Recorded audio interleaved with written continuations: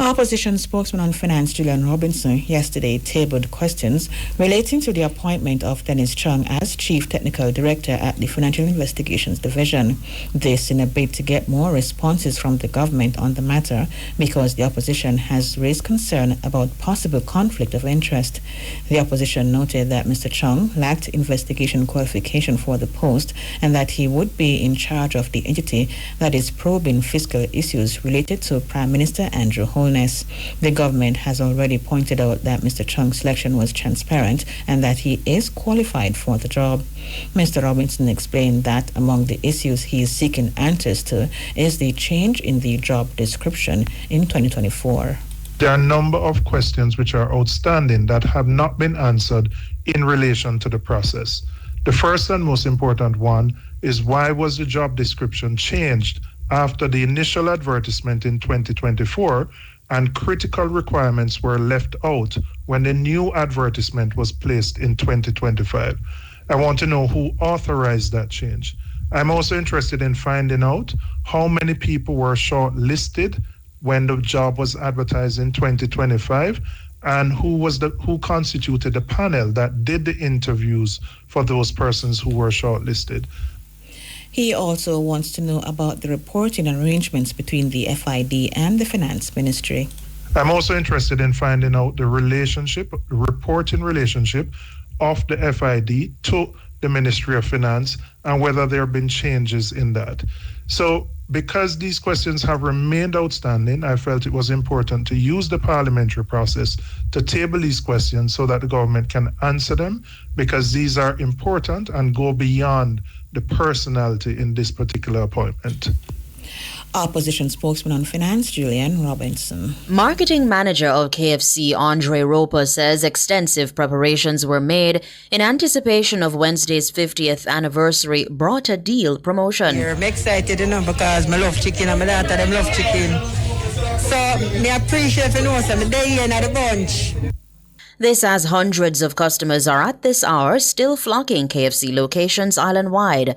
The one-day promotion also triggered the deployment of police personnel who were called in to control the crowd. Shalois Michael tells us more. KFC outlets triggered traffic across several locations as customers stood in line for hours to secure their big deal burrata. That's 2 free pieces of chicken for every 3-piece meal bought. Reports are that some customers were in line from as early as 5 a.m. Mr. Roper says the company made extensive preparations ahead of today's promotion.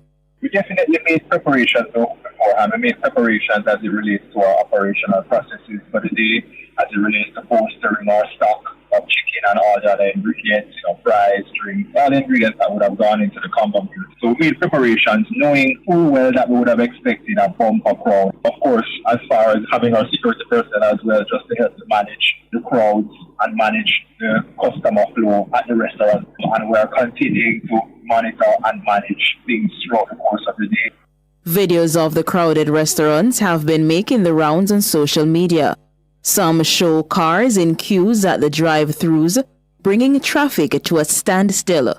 Others, who are not standing in lines, opted to use the online delivery method through 7 Crave. But even that option was jam-packed. The delivery service was forced to pause KFC orders due to the flurry of requests.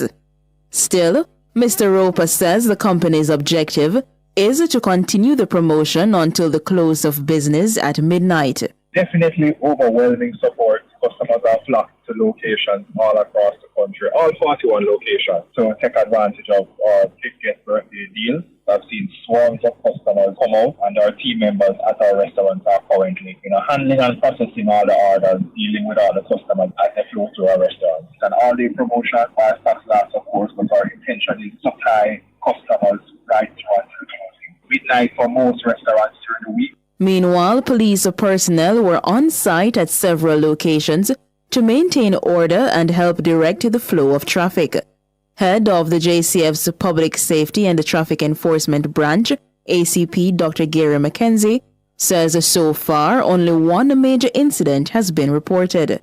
We observe in some instances where the crowds were as such that they filtered out on the roadway. So we heard a report in Maypen that based on the forcing of persons that one window may have been damaged, but that was the only incident of that sort that we heard. At this particular time, there are still some long lines at several places, and so we continue our monitoring.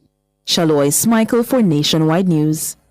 Meanwhile, marketing strategist Joel Nondarkham says the large crowds that flocked KFC restaurants island-wide on Wednesday reaffirm the strong influence the brand holds over Jamaican consumers.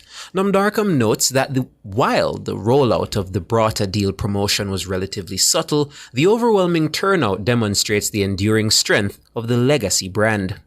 What's happening with KFC is not shocking. KFC has become a legacy brand in our country. I think it's something that even growing up, a lot of people would have been accustomed to, and as such, it has been an integral part of our lives. What's happening now or transpiring is a reflection of what legacy brands are able to get from consumers. The tactical approach that's used because, they know that consumers love them. You couldn't do something at 50, which is just a discount. You had to do something monumental. The activation has reconfirmed the length of consumer strength that the brand has on Jamaicans. He says the surge in social media activity played a significant role in the massive turnout, driven in part by the public's fear of missing out. Addressing concerns about customer frustration due to long lines, Nondarkham believes that the experience will not harm the restaurant's brand in any meaningful way. The fear of missing out, everybody wants to participate in this activity, and that has helped to drum up the sales of it. It's such a strange thing because it's such a brand that's also known for disappointing consumers the moment you step into a KFC line and no barbecue chicken is available. It's like it's not available, so you just have to take anything as what it is. So when it comes down to the customer service aspect of things, it's no secret that they do have challenges there. So a lot of people started to express how are they going to manage what you're seeing online. It also won't do a lot of damage, because it's something that people are used to. You go in a long line, you wait long, this not available, that not available. We've seen a couple fights online in a few other restaurants that we've seen gone viral before. So I don't even think that will do much of a dent because it's kind of like, okay, this was going to happen anyway. Joel Nondarkham, marketing strategist. Prime Minister Dr. Andrew Holness has encouraged young people participating in the Youth Summer Employment Program to have a positive outlook on their future. He lamented that too many of the nation's youth are pessimistic about their life due to challenges they face. Unfortunately, sometimes from our young people, we see negative positions being taken against the society. In other words, antisocial positions. Somebody will fight against me, somebody will deprive me. Instead of starting from a position that, okay, these are my challenges, these are my obstacles, but I will overcome. So as I have this lovely gathering of young people, I appeal to you to take a positive view on life. Don't follow those persons who all they do is spew negative, try to ride and stir up discontent, and then make promises to you that makes no sense and cannot be fulfilled. Right?